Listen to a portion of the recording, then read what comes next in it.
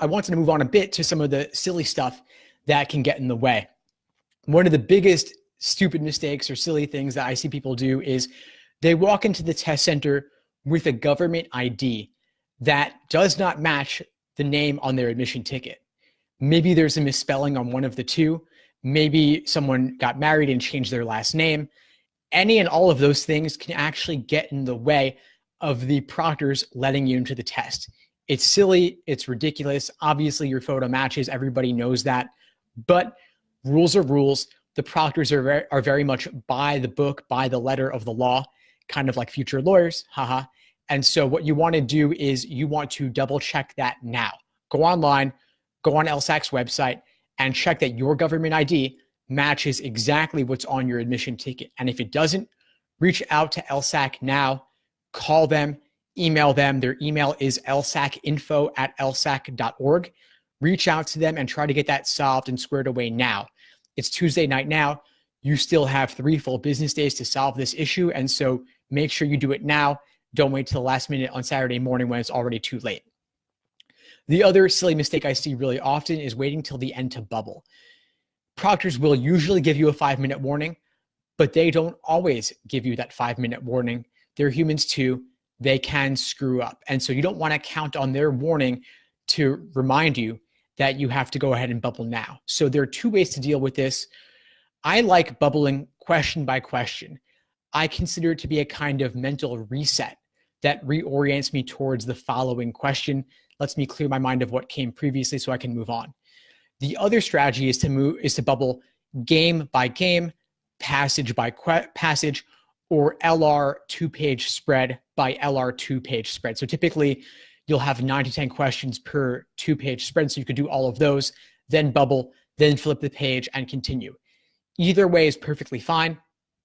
I like to bubble question by question because it has a slightly higher accuracy rate, but whatever works for you is good. Again, I would practice this now. I wouldn't wait until test day to implement a new bubbling strategy. And that goes for anything in general, really. And that brings me to the next point in terms of silly mistakes is when people try out something new on test day when they've never done it during a timed practice test experience. Test day is not the time to experiment. It's not the time to try something new.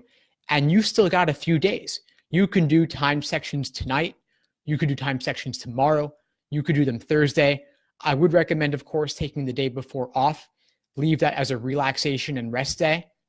Don't do any serious studying then. But you could do, let's say, depending on where you are, you could still fit in a time section or 2 tonight, then do a full-length timed exam tomorrow or Thursday, and then once again, take the day before off Friday to completely rest. The last thing I want to talk about in terms of silly mistakes is letting other people at the test center stress you out. And those could be people in the waiting area, the lobby of the test center, whether it's a high school, a college, a law school, listening to them and chatting with them. And you might think that could reduce the stress a little bit. I think it could potentially enhance it. Other people are kind of a wild card. You never know what they're going to say, what little thing they could do that could end up kind of sending you down a rabbit hole of despair. Sometimes people will brag. Sometimes they'll say things that aren't even true. They'll troll you a little bit. People like to often undersell how much effort they've put into this exam. It's kind of an ego thing, I guess, maybe for some of them, but you don't need that negative energy. You don't need that stress. So I recommend typically going off in a corner, focusing on yourself, bring a newspaper or a magazine, or maybe a warm-up question or 2, maybe a favorite game, maybe a favorite passage or a logical reasoning question or 2, just to warm up your brain. You could do it at the test center before you walk in. You could do it at a coffee shop nearby. You could do it in the car. But I would, of course, once you walk in and sign in, they're going to make you throw out all that stuff. But it's a good way to get your brain warmed up before you start. But again, avoid other people.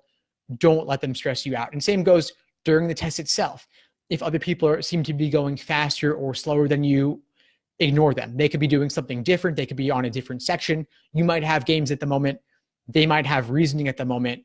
And so what they're doing has no bearing on you.